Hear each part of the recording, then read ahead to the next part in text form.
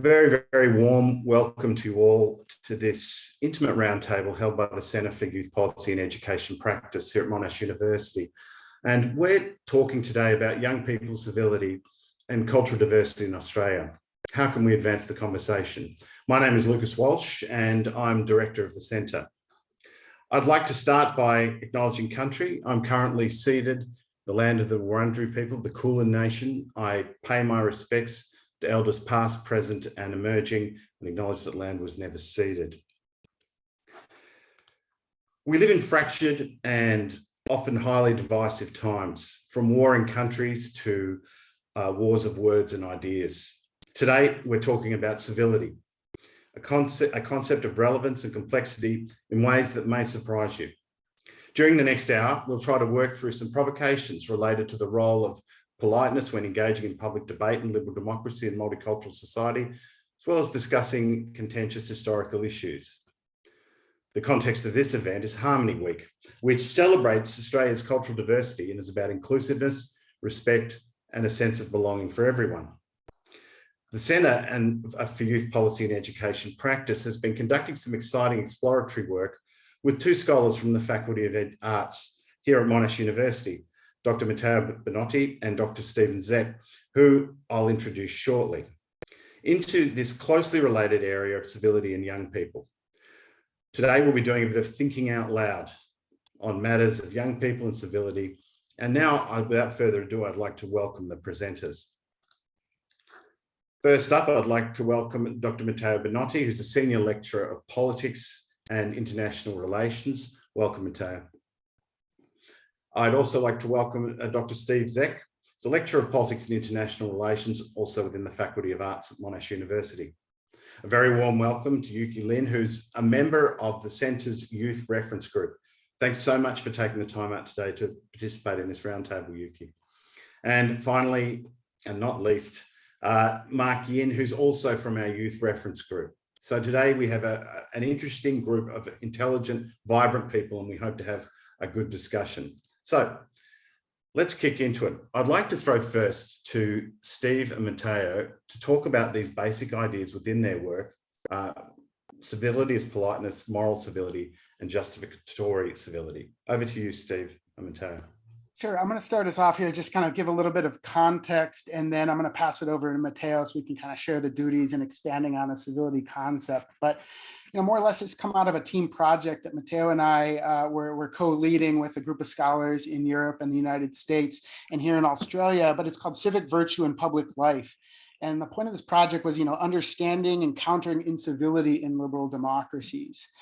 And when we think about a concept like civility, one of our kind of deep conceptual work was really kind of disaggregating it and thinking of the different dimensions that contribute to the broader civility concept. So we approach this thinking that civility is clearly an aspirational concept. It's something desirable, something worth striving towards, right?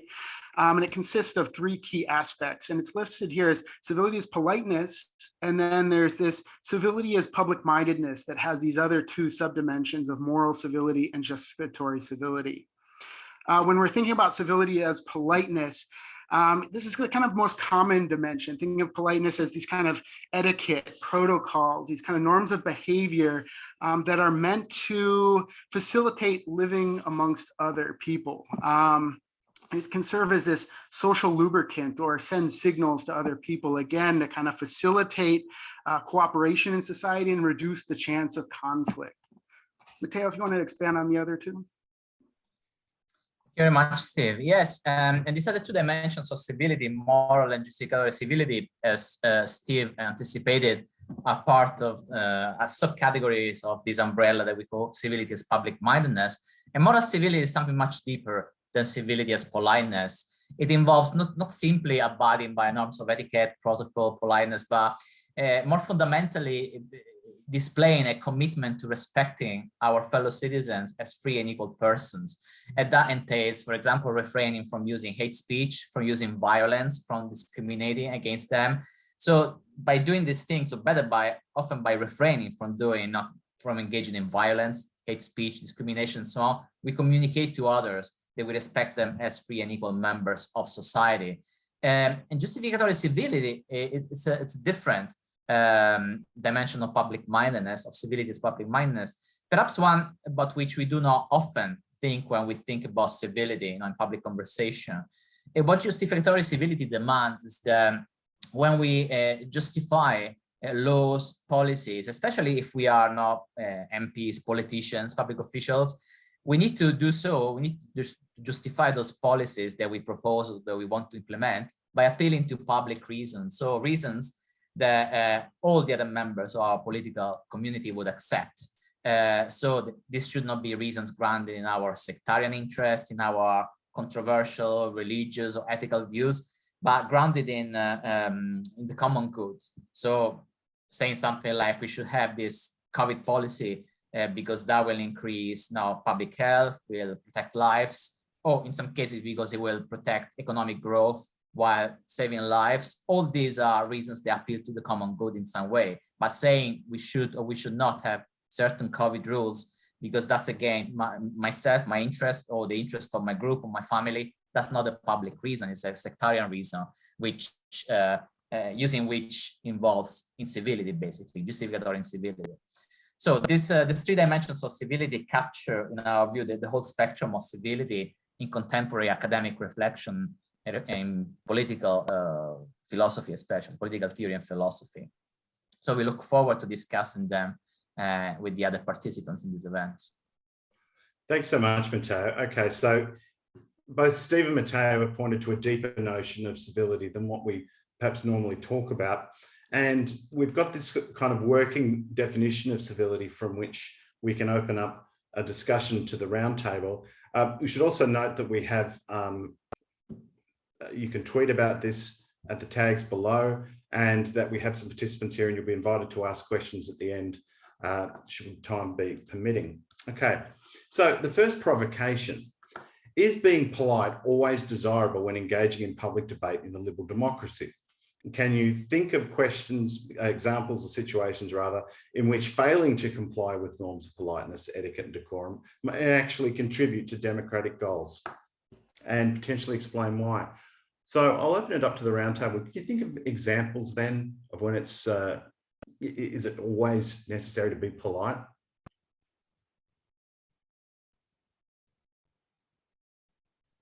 I'm happy to kick us off. I think it's hard to answer this question in a blanket yes or no way, but like in general, I don't think I don't think being polite is always desirable or always the thing to do when engaging in public debate. The sort of recent example that comes to mind is sort of the way Grace Tame kind of engaged with Scott Morrison, right, over the Australian of the Year award, and how, like her, I guess, expression towards him kind of became this kind of subject of public debate. And I think that that did more to kind of advance the conversation, normalize the conversation, and kind of push it forward than, had she accepted the award in a sort of conventionally polite way and kind of went about it, as might be expected through just politeness as the norm. So I think there are different ways of advancing conversations about political issues and, democratic issues besides just being polite. I think that's a really good example of thinking about, part of the critique that was directed at Grace Tame was that she wasn't playing the game. She wasn't playing the game of civility and politeness. Matteo, Steve, do you have any thoughts about that particular example? Steve? Yeah, I think that was a fantastic example, Mark. And what Ms. Tame was doing in those circumstances is this kind of what Derek Edivan refers to as incivility as dissent, where people might use impoliteness or challenge that kind of dimension of civility to call attention to issues related to the other dimension. So it was calling into question some of the positions by the government around kind of gender issues, sexual violence, other issues along those lines. So again, there was this deliberate, absence of the kind of social lubricant of a smile and being cordial in these kind of environments to directly call attention to the kind of deficiencies that are seen in those other dimensions. So that was a really good example. And if I may just add something, Lucas, to what Steve just said, I think there's also a problem when it comes to civility regarding what people sometimes refer to as its dark side. sometimes civility, especially when we think about civility as politeness and norms of decorum etiquette, are used for conservative purposes, to preserve a system which might be unjust, which may be tied to certain hierarchies or to patriarchy.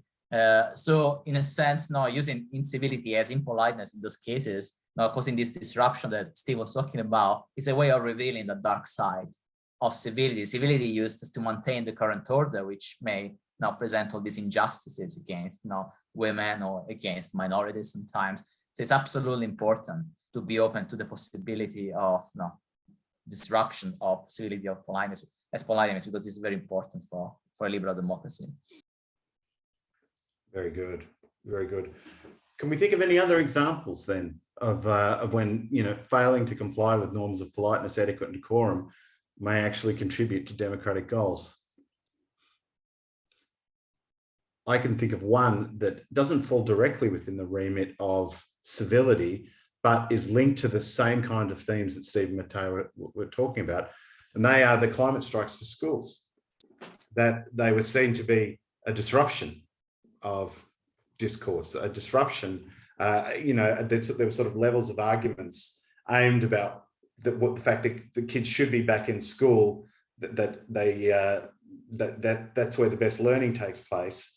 But then, there is a flip side there about what the role of protest is and what the role of speaking out is beyond ways that, for example, adults expect young people to, so there are these projections of adult notions of civility onto young people that we see routinely within public discourse. Yuki, Mark, what do you think about that in relation, for example, to the climate strikes for schools?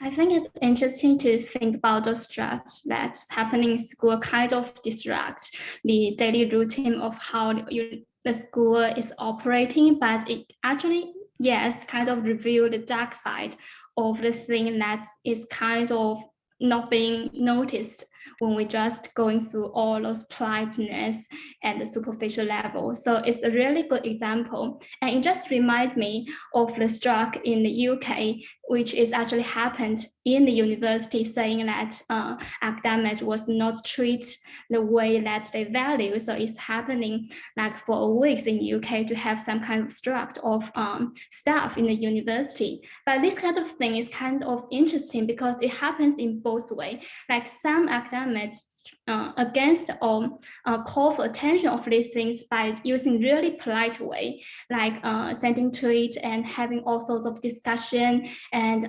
organizing the connections group or supporting group, while others having struck. So it's really interesting to see that how different people react to the same thing. Yes, and to doing things for the civility, but in different ways. Thanks, Yuki.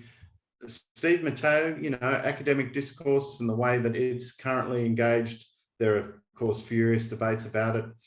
Do you have any thoughts about what Yuki was talking about? Go, Steve. Yeah, I'll kick us off again. Yuki brought up a really great point there, like just generally around contentious politics. When you're looking at various civil resistance movements, when you have protest politics around particular issues, policies, the issues in the universities right now, it just raises this interesting point and new questions for political scientists, sociologists, anyone studying contentious politics, because we do see this clear variation in whether movements or people that are advocating particular positions adopt more or less polite types of strategies in pursuing those goals. So, we don't have like clear answers why one group might adopt a particular policy at one point in time, another might adopt another. That's an empirical question we get to dig into and investigate. And it's really important that we understand, because it has clear implications for the future of particular political movements, but also in the efficacy and success of those movements. I think that we'll see a lot of mobilization around a ton of contemporary issues that I'm sure we'll discuss today if we're looking at resistance to ongoing international conflict and other issues like that as well. Yeah, we're going to come back to that in just a moment. Very, very good point. We can't avoid the elephant in the room. I don't think. In that connection, Lucas, if I may, I just wanted to think about another current example about infringing norms of politeness. now when a number of diplomats from many countries, many Western countries, walked out during the speech of the Russian foreign minister at the United Nations, that was an act which goes against the norms of protocol, international politics, international relations, but obviously an act which had the goal of signaling something very important, not the disagreement, obviously, with the war. It was a way to condemn the Russian aggression of Ukraine by failing to abide with certain established norms of politeness, which demanded that we listen to anyone who's speaking in a place like the United Nations. Instead, by walking out, those diplomats signaled their dissent and the criticism, basically. And these gestures are important. They are disruptive. Of course, they may undermine international cooperation, but for a good purpose in a sense, because they're condemning an unjust war in this case. Agreed. All right, let's move on to the second provocation. We're going to actually come back to these themes towards the end of this roundtable. It is Harmony Week. It's celebrating belonging. It's recognising that Australia is a multicultural society. So the provocation for the roundtable here is, do you think that there are shared norms of civility in those, framed in those terms that Matteo and Steve are talking about, politeness, moral civility, justificatory civility, that help maintain peaceful coexistence between Australia's different ethnic, religious and cultural groups? And if so, what are they? And alternatively, do you think that multicultural diversity implies that norms of civility themselves are different in different groups, thus potentially reducing the scope for peaceful coexistence? And who should we consider should be the recipient of each dimension of civility? Should it not include both citizens, permanent and temporary residents? There is a lot in this provocation. So let's wheel it back and look at the first part of that. Do you think that there are shared norms of civility that help maintain peaceful coexistence between Australia's different ethnic and religious and cultural groups? Yuki, Mark, do you have any thoughts about this? Go ahead. Yeah, I'm happy to jump in here. So I think that, like, again, not to hop straight to like the B, but I don't think that there are necessarily shared norms of civility that help to maintain peaceful coexistence, or at least I don't think like peaceful coexistence exists because of necessarily shared norms of civility. Just like, I think there are a lot of like cultural differences in how civility, especially like civility as politeness, is viewed, right? I think just thinking like as a, Chinese person myself, like I think in some parts of our country, like politeness and civility might be construed as like distance, right? You might only be polite to someone because you don't know them intimately, therefore you need to be polite. And so like, for us, it's actually the opposite. Like when you know someone well, you might not feel like you need to be, polite necessarily in that kind of way, right? So I think that, if we accept that Australia is a multicultural country, I think part of that is also accepting that there are different cultural perspectives on civility and politeness. And I think that's, something that isn't often talked about when we think about multiculturalism, but I think it's there and definitely part of this conversation. What do you think, Yuki? Does that resonate with you at all? Yeah, I think Mark actually point out very interesting points, and like different culture backgrounds, like different people from different cultures, they have different understanding of politeness, civility, and the way they need to behave. And I'm talking about one of my experience when I come to Australia, because in many ways, I'm the culture outsider of this society. So I spent a lot of time trying to study how to polite, how to react that not be perceived as rude in this society. So it can be seen as an act that I deliberately used to, assimilate to the culture so I can be accepted in this country.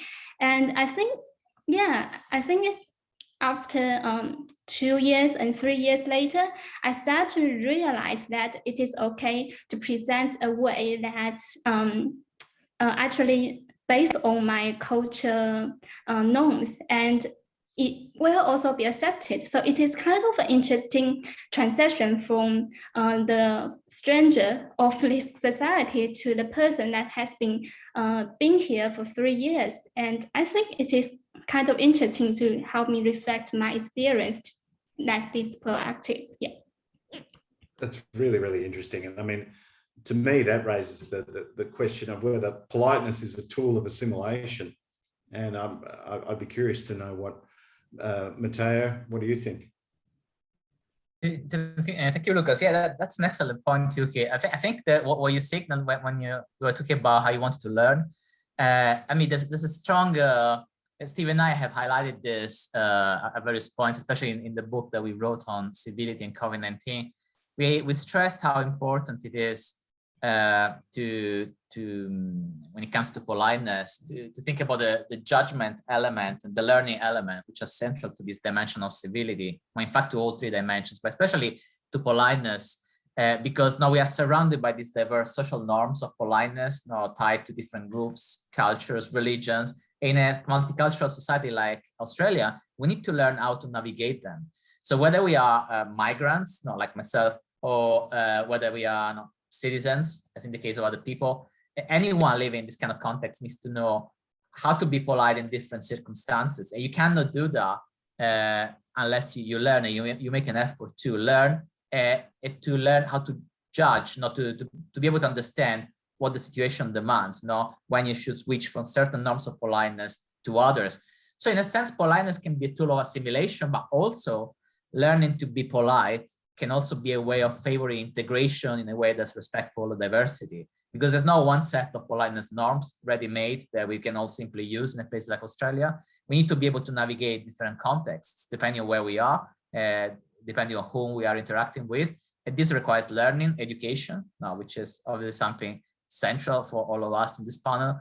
And then this judgment, developing this critical judgment can help us to then understand when to use which politeness norms.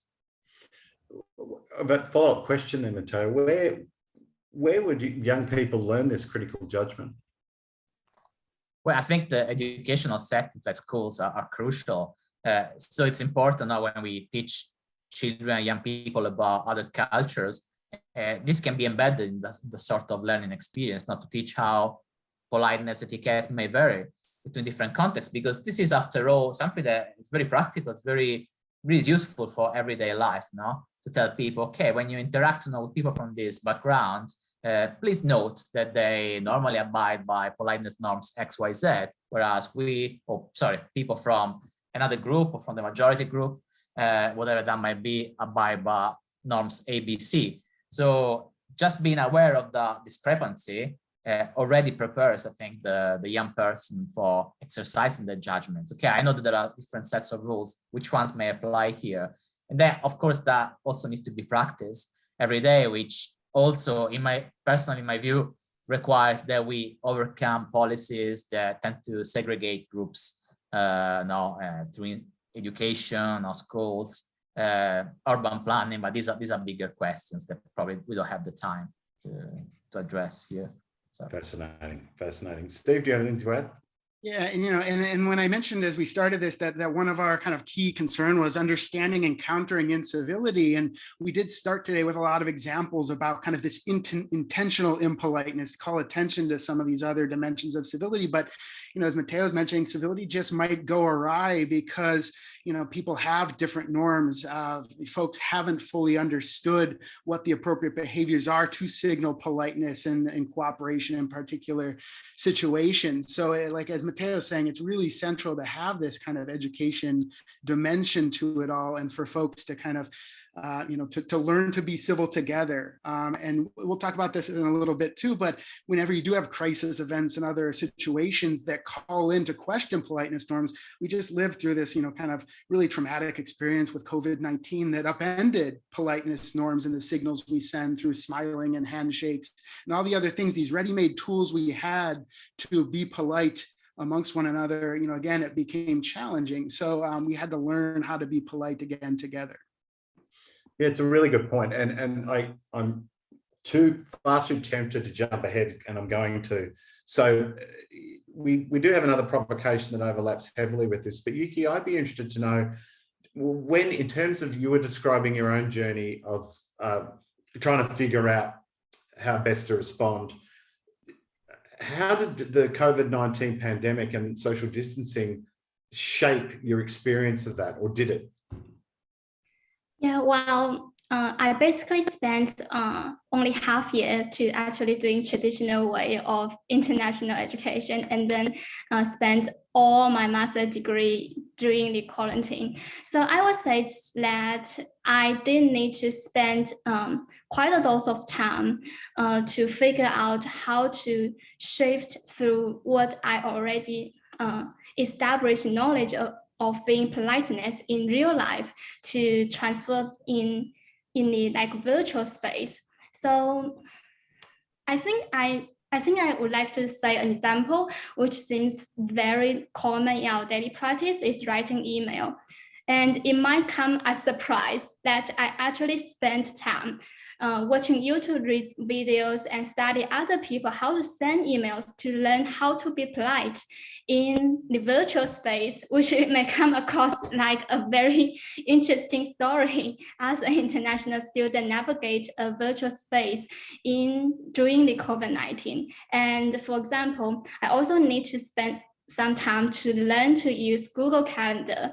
And this kind of things actually in some ways reflects me as a way that I kind of lack of education in my prior study experience to learn to how to act, in a digital space. So I need to take like accelerate course during the COVID-19 to make myself adopt to this kind of norm, which might already embedded in other people's normal life. Yeah. So I think it will definitely impose some kind of challenging and sense of urgency for me to act polite during the COVID. But reflecting back right now, I think it is kind of interesting to do those things in a really short period of time. It's really interesting, Yuki. Really interesting. Just a kind of a related question to you, Mark. We've got it with the start of this provocation is, do you think there are shared norms of civility that help maintain peaceful coexistence between different ethnic and religious and cultural groups? Do you think that there are shared norms of civility in social media and the digital realm at all? Or what do you think do you think the rules shift in the digital realm? What do you think in relation to that? Yeah, I think the digital realm's a funny one. I also think that shared norms of civility are kind of really tough to establish in the digital realm as well. I think the example that comes to mind might sound like a really silly example, but it's just like generational differences in how we use like emojis, right? The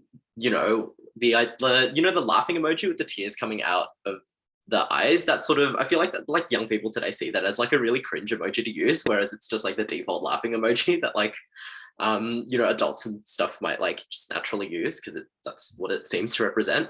So like there's little things like that I just think are sort of constantly evolving. Then it's kind of hard to think about how our emoji use might be made consistent or might help to kind of cling society together when it's just not a very fixed or stable environment at all. Yeah, interesting. Matteo, Steve, anything to add there? Yeah, just to jump in, this is fascinating. I think there are two elements when it comes to social media, the digital space. On the one hand, it's true.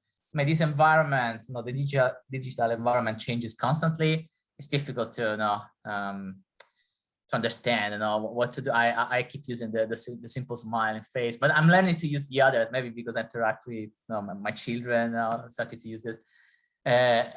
So it's difficult to stay up to date. On the other hand, I think if you think about COVID as a crisis, the interesting thing is that suddenly everyone or most people were in the same situation and had to rethink together norms of communication. So it was a moment where, especially in the early stages of the pandemic, where you could find many websites providing you with a list of norms of politeness on how to interact, how to send an email, or how to communicate on Zoom. Why? Because suddenly most people were using Zoom. Suddenly most people had to write emails in this situation in which everyone was suffering or knew someone was suffering because of the pandemic, was affected.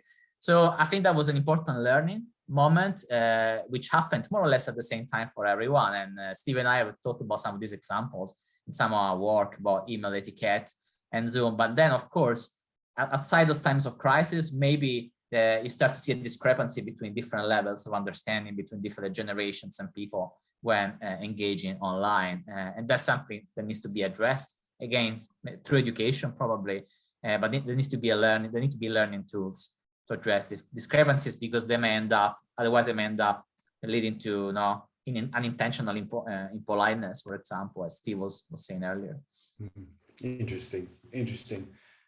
I'd like to drill in on the part B of the provocation before we move on to the next one, which is, do you think that multicultural diversity implies that norms of civility themselves are different in different groups? Because Yuki, in your example, I got the impression, and forgive me if I've misinterpreted it, but that you were looking at the etiquette and norms around email use for what would be considered a main group, cultural group exchanging emails.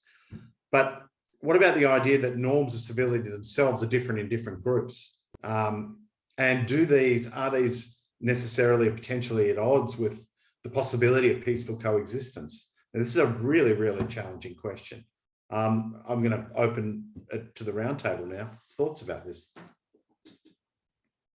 So I think the core of the civility itself is actually very similar from culture to culture, but what different is the way you're going to present. For example, if I want to present my kindness in my culture through writing email, it might be very different from what we do in Australia. So I think if we try to create a peaceful coexistence amongst the group, we might need to be more patient, to culture difference, to people that was not really similar to us. And then you will find out, well, they have good intention, they just do not know how to sugar it up in a way that we accept it. Yeah. Interesting. Can I respond to that, Lucas? Oh, Steve, go ahead, Steve. I was just going to say, it's really interesting because, you're looking at it in terms of like how different identities might come to the forefront. And part of it could be this multicultural environment, but a lot of it's contextual that would bring in other identities tied to kind of, I guess, professional versus this kind of more casual everyday life things, especially around communication like emails. And I think we also have to think about what the kind of implications or the consequences are of the incivility or the impoliteness, where, if it's seen as intentional or clearly violates something, that there can be this closure, and that's because the signaling is about this ongoing cooperation, building trust and more extended relationships to create this kind of broader harmony. But this closure is what's so kind of dangerous. And the stakes might be really low in email exchange as students learn it. I get so many different students from all over the world coming from different backgrounds, and some are very formal and, oh, Professor Zek, do this, and the other ones are putting little smiley faces at the bottom as they're signing off. So it's not that for me it doesn't bother me at all. There's no closure there. But imagine someone that's much more rigid in formalities and the kind of hierarchy of power in academia or something. It's the consequences could be more dire there, right? Yeah. And just to add to that, I think that's why I think it's important. Steve was talking earlier about learning to be polite together. It's important to teach young people, but anyone really, not just young people, how to react to acts of impoliteness. So, Steve was saying it doesn't bother me. Students, yes, and sometimes dear professor, sir, sometimes hi there, and that's fine. I don't mind, but perhaps it's part of our job, should be part of our job. And still feel free to disagree. If the opportunity arises to explain, to communicate to students that maybe it doesn't bother us because it may bother other colleagues. We could explain that in this context, it's better to be formal because they might one day encounter someone else, another academic, who may react to closure to the sort of email. More generally, I think it's just important to react to acts of impoliteness in a way which is as constructive as possible. In doing so, we need to be polite as well. Sometimes you see on Twitter and social media, people say, oh, I did this and this. And this person said, in this country, we do things in a different way. That's the wrong way. It's very patronizing, but there may be more polite ways of communicating to someone that they've been impolite, probably unintentionally, to explain to them how they should try to be polite in this context in the future.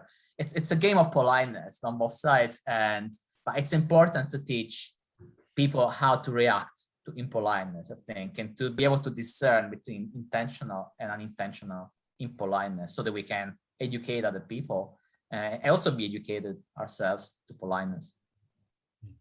Yeah. Very good. I wanted to jump in here just to, I guess, like introduce a bit of a different perspective, because I think that like education is like undoubtedly like really important, right? It's important that kind of, you know, young people especially are taught, even like in school, that they are going to grow up in a multicultural and diverse world more so than ever, and that you need to know how to interact with different people, et cetera, et cetera. But I also think like embedded into that has to be like education about like the kind of power dynamics that underlie those interactions as well. Like a lot of those interactions that a student might have with a professor, or that like, you know, a person of color might have with a white person around like politeness or civility, like there are power dynamics there that aren't sort of, it's not just like a neutral situation where, you know, one person is being polite or impolite. And it might speak to that like justificatory dimension as well, where it's like, you know, as a professor, you might have to justify or explain why some have really high expectations when it comes to politeness, or else the student might be like, you know, well, why, you know, why is this expected of me by this person when it's not necessarily how I would interact with this other person? I don't know if that's a great example, but I just, you know, think that it's tricky to go about the education thing without kind of, you know, othering people who might do politeness differently, or without kind of neutralizing the situation and sort of suggesting that it's all kind of equal, and yeah, without kind of thinking about the power dynamics. What do you think, Stephen Matteo? The role of power. Does it? Firstly, Yuki, does this resonate with you? That it does. I think there are just so many like great political examples of this too that can really capture it. So if we're looking at, like, say in the United States, looking at congressional politics, and you got Alexandria Ocasio-Cortez, you know, making a point about the kind of moral injustice around a particular policy, and she's calling attention to it in some way, you could get maybe a conservative, you know, politician on their side that might fall somewhere else, like as a white male in this kind of power hierarchy, that will call attention and throw the incivility label and castigation around what is around polite language, where, you know, the incivility coming from the rebuttal might be, you know, the whole point was using incivility to call attention to this broader moral issue. So again, I think that you're right, Mark. It just kind of falls right into this kind of the hierarchy as this kind of layer of understanding the relationship between allegations of incivility as well. I think there's a potential relationship to this, to the third provocation, which is when discussing contentious historical issues in Australia, what do you think of each of the three dimensions of civility demands? Now, I mean, can you give us a taster of this, Matteo and Steve? Let's say in relation to how we recognise Australia Day.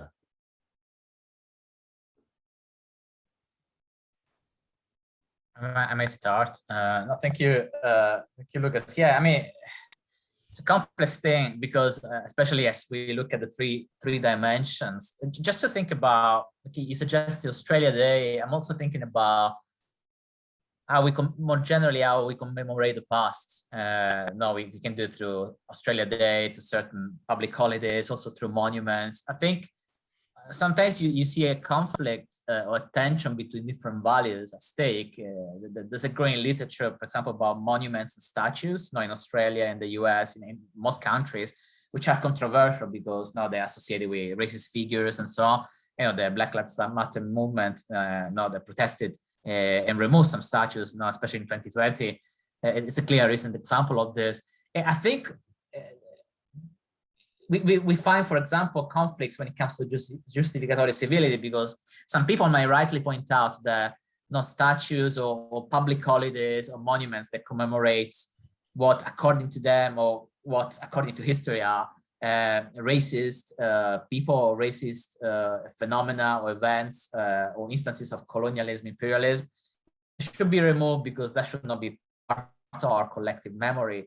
Others may argue that even though these monuments or statues or public holidays do commemorate, in a sense, so do help us remember about these past racist events, injustice and so on, it's important to have that memory so that we don't commit the same mistakes in the future. So you can see that there are two public reasons, if you want, on both sides of the debate, because those who want to keep these monuments, sometimes, of course, they are racist people, we don't listen to them. if we want to comply with justificatory civility. But if they're telling us we need to keep these monuments, perhaps we need to put them in a museum, or we need to put information next to them to contextualize them, perhaps there may be a public justification for this, because we need to keep these signs of past injustices so that we avoid making the same injustice in the future. We need to keep learning about the unjust past so that we don't make the same mistake in the future. You see, there's a tension there within justificatory civility, which it's difficult to resolve. Both sides have good arguments sometimes, but of course, other people on the panel may disagree with this. Any thoughts? It's very, very contentious how we remember and memorialize the past. And, we certainly had discussions recently about whether some things are sacred in any given culture. I mean, what do people think? Is anything sacred in terms of commemorizing, or is it possible to be contentious about memory and hold those different views that Matteo was just talking about? Any thoughts, Mark? Bit on the spot here. It's hard to. It's hard because I think you you do have to hold space for all of those perspectives, right? And I think it's tricky because obviously there are a lot of historical injustices in Australia, and so I think to focus on one form of civility over another, for example, as politeness, kind of, it doesn't do justice to the memory of what happened, right? So I think, obviously, yeah, the dimensions are kind of in conflict sometimes, and it's important to kind of hold space for all those different dimensions of civility. I'm thinking around this a little bit around, I don't know if I want to go into this dicey territory, because this is potentially one of those sacred things, but I'm conscious that Anzac Day is approaching, right? And it's kind of one of those things that is on the national calendar year after year. And I don't know, my feeling is that there are a lot of different perspectives on things like Anzac Day as well, right? Some people have, historical ties to the conflict.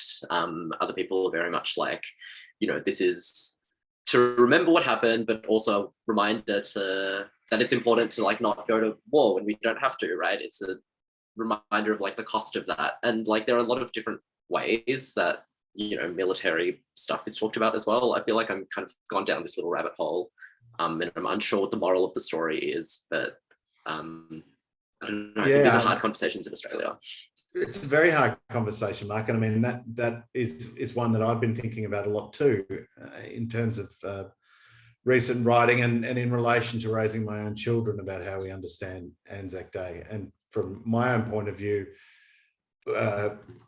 members of my family across time have died and served in those wars, but that doesn't mean we should view them problematically. In fact, if anything, it allows insight into how horrible war is and the kinds of sacrifices that people have made on all sides during wars. And it's an opening to a kind of a complex situation about what matters of history might actually mean. But I'm completely sympathetic to what you're talking about, Mark. Steve, do you have any thoughts? Just even think pragmatically, even stepping a touch away from the kind of broader discussion of how civility intersects, but it creates these opportunities, but it's also around just better understanding contentious politics, and making these really tough decisions about how you engage with history of the past, and whether it's commemoration or just the holidays, the statues, it doesn't matter which one, that we have to kind of at least be open to the idea that what should we be doing if we're going to develop policies around how we engage with the past? Is it better to have these kind of national conversations? Is it about removing something? Is it about adding more voices to the conversation, hiding some element of history, or removing the discussion around it?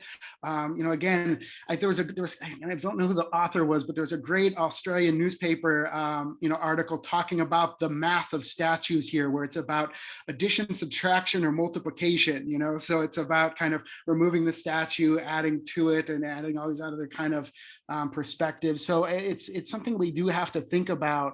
But the civility lens is sometimes useful for very discrete moments. So when we were looking at Australia Day. And I think, here I live over by the bay here in Melbourne, and there's this Captain Cook statue that got defaced on that morning. And what is seen as maybe clearly this kind of partially moral but impolite act of the destruction, defacement of the statue, but again, it was done with the intention of calling into question or starting a debate or dialogue around the kind of commemorating what many people see as this kind of settler colonial past here in Australia. And if I may just add quickly, Lucas, to what Steve was saying, the decision-making phase.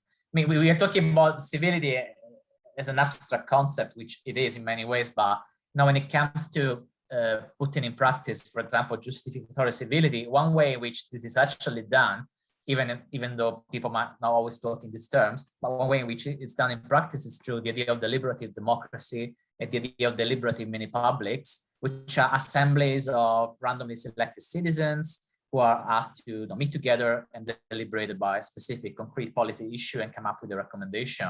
And one of the key features of mini-publics is the use of public reasons. You cannot simply say, okay, I think we should have this policy because it's good for me, it's good for my people from my group, for my family, whatever. No, it has to be a reason that appeals to the public good. So when it comes to things like public holidays or monuments, mini-publics can be employed as well to make these kind of decisions, to make these kind of recommendations informed by justificatory civility. So it's something that can be very concrete, not just an abstract concept.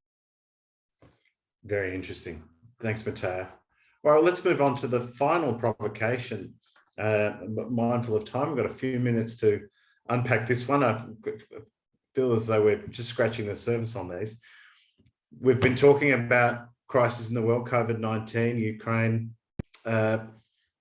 Do we think they tend to strengthen or weaken civility in liberal democratic societies like Australia? I'm happy to jump in here as well. I'm just thinking, I don't know if they strengthen or weaken civility, but I certainly think crises like these strengthen a need for civility, particularly justificatory civility, right? I think, when the COVID pandemic first rolled around, governments everywhere kind of rolled out all of these public health measures, right? And there was definitely a need to kind of justify those actions to the public in order for us to kind of want to comply with them for the sake of public health. And, I think there are places in the world where some of those messages struck a chord more than others. And, I think it just, again, speaks to different cultural ideas or different cultural practices around civility, I guess. But I think in general, there's definitely a need for these kind of civil practices, I guess, when crises like these do come around. Yeah. I agree.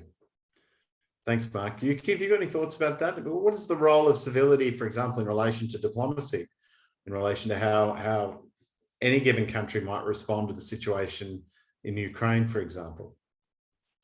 Yeah, well, I think it's a really tricky question, but it's really hard to pin on if those things actually strengthen or weaken the civility. But I feel like those things actually highlight the need to treat people equally regarding what they need instead of just prioritize certain people so that it can create some kind of unbalanced power relations and then just trigger a bigger problems that just being generalized as a result of having COVID-19 or sort of things. So I have been thinking about those things and thinking about how the government responds to international students' financial needs, other needs during the COVID-19. And I can actually see that it seems like somebody's needs being prioritized while others' needs haven't really been officially recognized. And these kind of things may actually trigger a bigger issue and then to to let people act impoliteness in the view of civility or something. Yeah. Yeah. Yep. I think I know where you're going there. Steve, Matteo? Go, I think Steve. there, like this came out really strong in say like Matteo and I's book on civility and COVID-19, because we had full chapters dedicated to kind of the dimensions around justificatory civility and then thinking of some of the moral dimensions as well.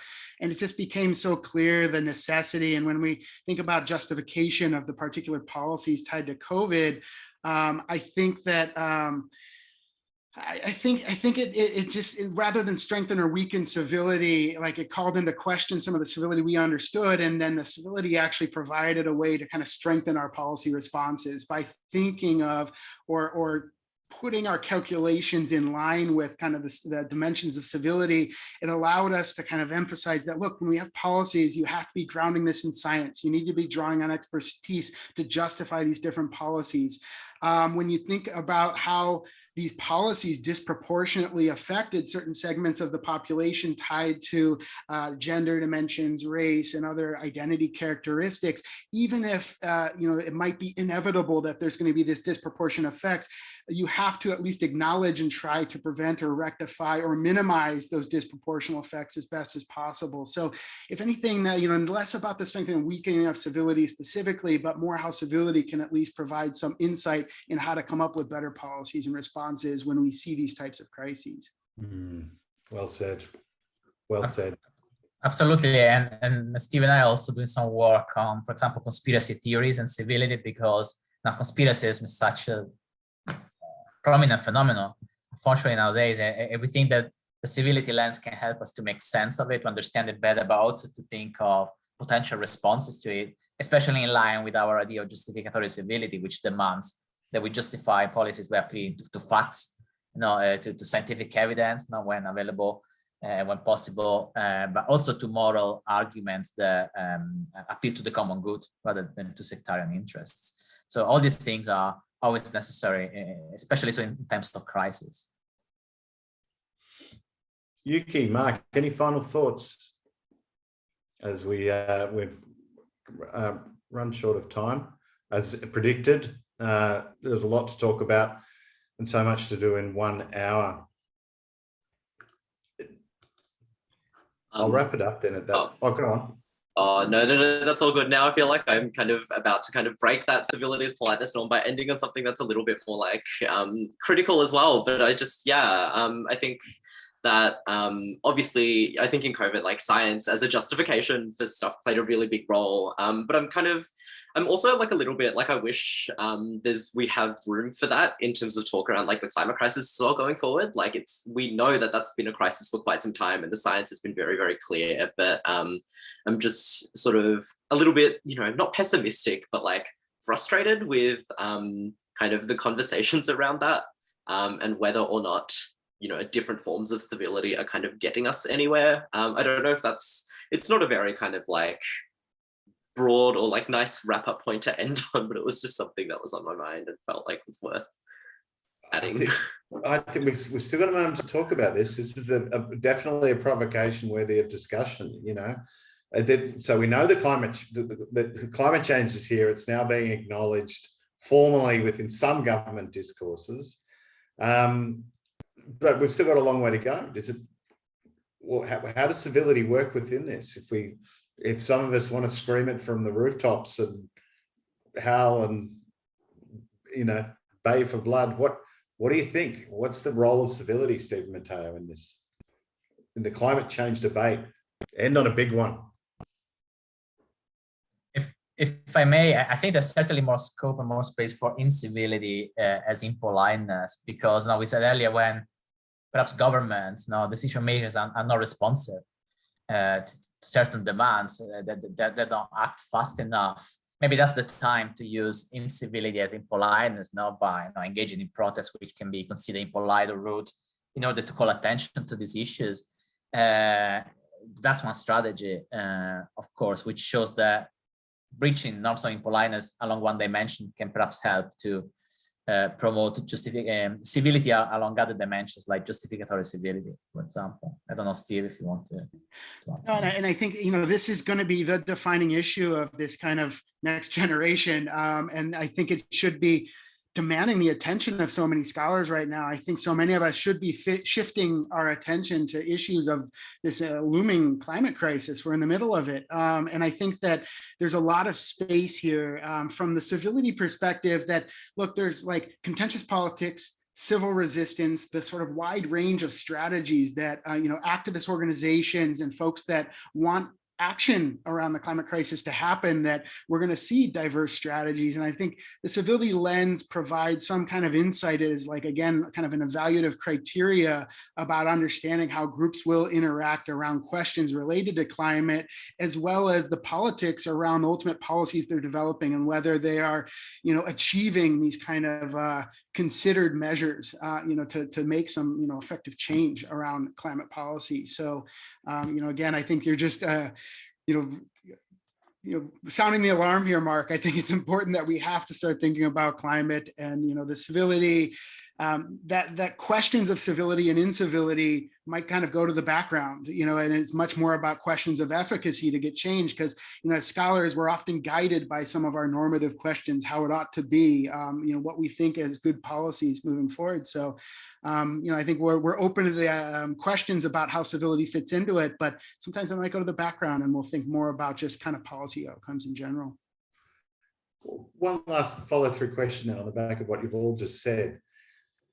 It's Harmony Day and Harmony Week, and we think about it in terms of multicultural society. Should we be pushing the boundaries of what constitutes harmony?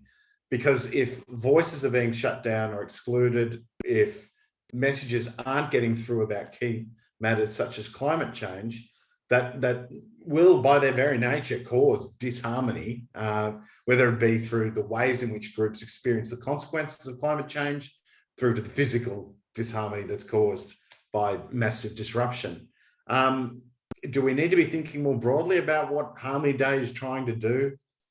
I'm throwing that out there as one last provocation, because I think, Mark, you just punctured something then. You actually went, well, okay, we have higher order things, but that, for example, or let me rephrase it another way.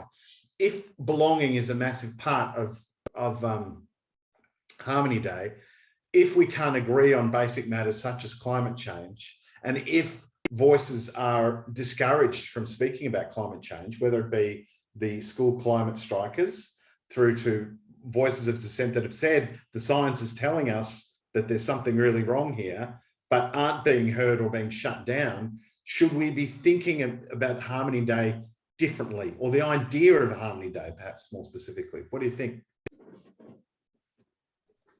Yeah, I'm happy to. Just having a go at closing the puncture that I opened. But I think definitely, I think there's room to think about Harmony Day differently. And that prioritization of efficacy and outcomes over civility, I think sometimes is, something that's really important to think about in the context of climate change, in the context of Harmony Day, or anti-racism in general, just in the context of government and political decision-making as well. I think that governments or political parties today of all persuasions kind of try to play it safe, right? And there's a big desire to kind of do the civil thing to kind of win votes or whatever. But I think that when leaders are given a mandate to govern, I think there's a real kind of opportunity there to prioritize efficacy and prioritize those outcomes when they have that opportunity rather than civility. Yeah, I think that's also an important thing to, think about in the context of this being a federal election year and everything. Yeah. Great point. But also, just going back to something that Yuki said before, if we understand that crises reveal things and magnify things, and you go back to your international student example earlier, that Harmony Day talks about a multicultural society that is welcoming and in which people feel belonging, but clearly international students experienced the crisis of the pandemic very, very differently to the way others within Australia experienced it. I mean, what are the implications of this for thinking about Harmony Day and civility? Do you have any views on that, Yuki? I would think that when people think about international students, they sometimes look off the interest to learn the diversity within this group.